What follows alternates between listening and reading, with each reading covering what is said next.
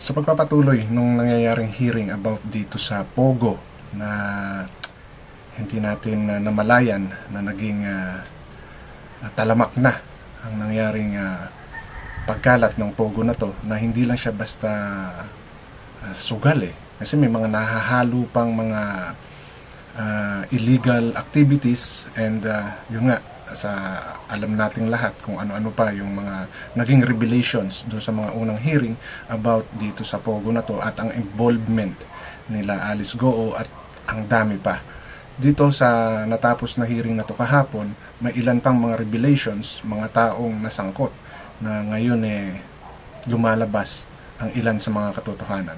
Ito pong aking ipi-play na video clip ay galing sa hearing kahapon, na kung saan ang mga taong involved is marami pang revelations na sinabi, and is narito yung Chinese national pero may birth certificate galing Pilipinas. But bago po ako magpatuloy, kung bago pa lang po kayo sa aking channel, dahil bago pa rin lang naman to, please don't forget to like, share, and subscribe na rin po, and pakihit ng notification bell para maging aware kayo sa aking mga upcoming content.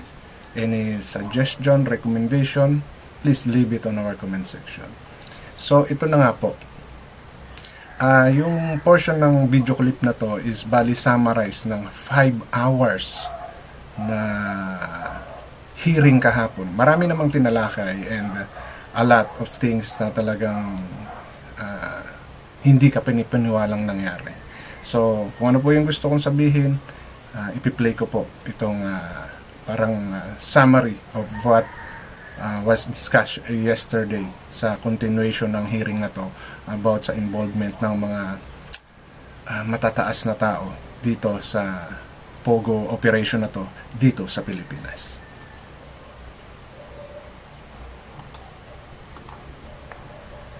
Less may violent objections, mag-move into executive session na po tayo. Tony Yang, alias Antonio Maestrado Lim, real name Yang Jianxin, has made many stunning revelations. He admitted that he is a Chinese national who co-opted a Filipino identity to establish. So, isa talaga siyang Chinese national, pero he's been in the Philippines for more than 2 decades. 2 decades na siya rito.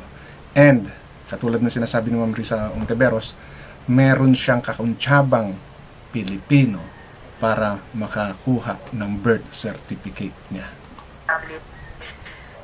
Businesses here. He admitted that he was born in China, thus admitting birth certificate is fake. He admitted to having no boss and being the boss of his businesses. Ang problema, at least one of those businesses involves a Pogo connected to Bamban with its own slew of illegal activities. And alam naman natin kung anong meron sa Bamban. Doon nagsimula lahat kay Alice Goo, na isa rin siya sa nandirito sa hearing na to.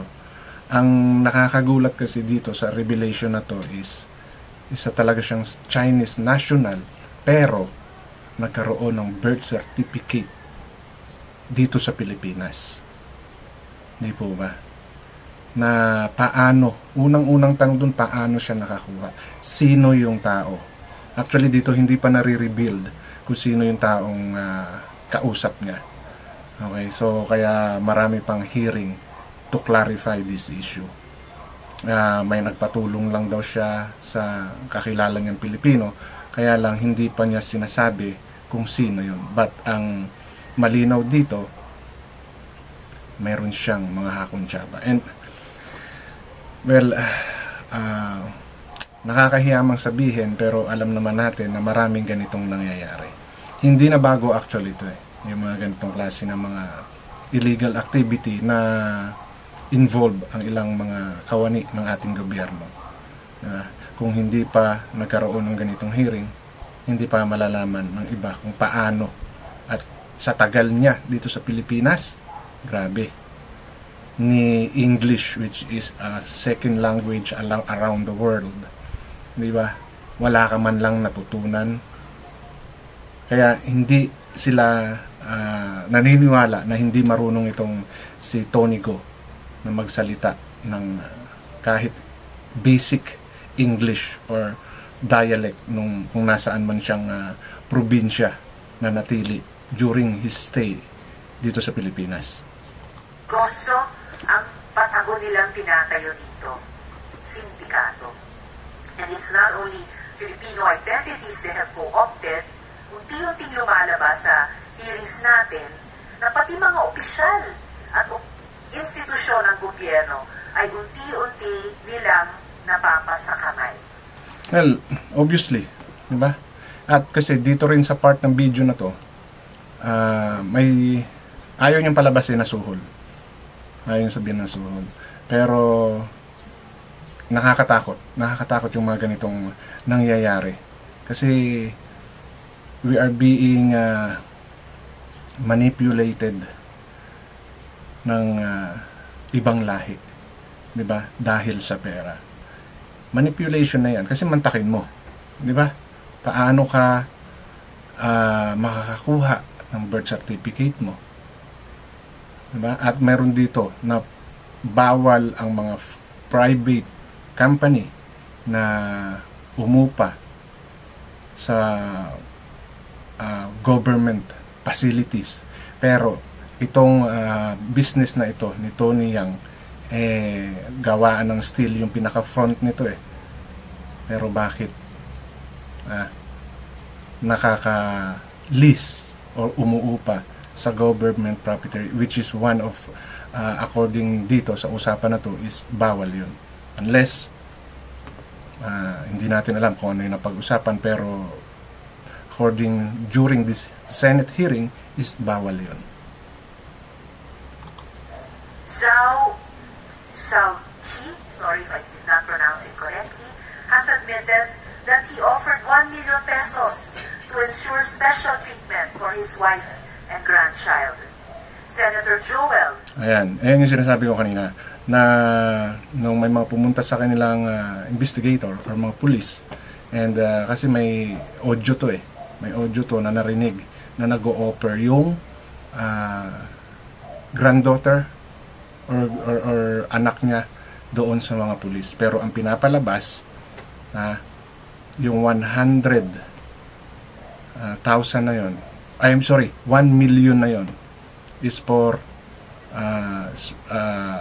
arrangement ng kanyang asawang may sakit ni Tony Yang.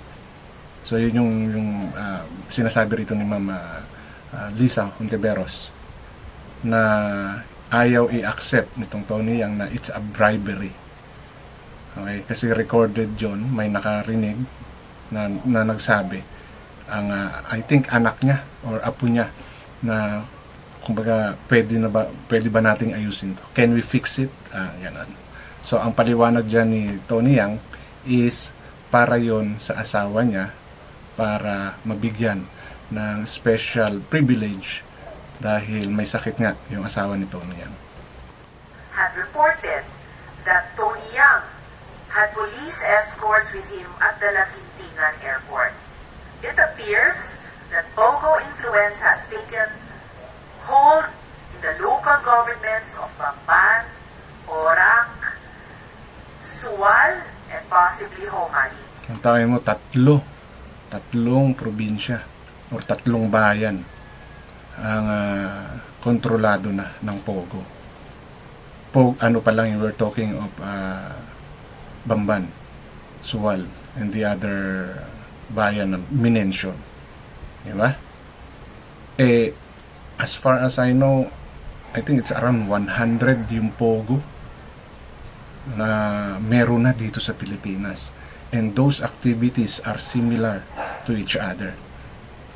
Yung mga activities, may mga illegal, diba? Ang daming pumapasok ng mga Chinese national, diba? At magkaroon ng mayor na Chinese sa Pilipinas. Grabe yun. Diba? Grabing revelations na yes, hindi man nila tayo sinasakop forcefully, but they doing it in a different way.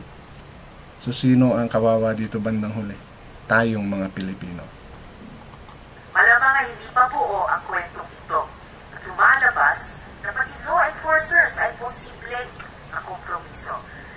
This creeping invasion... Hindi posible. Mayroon na talagang mga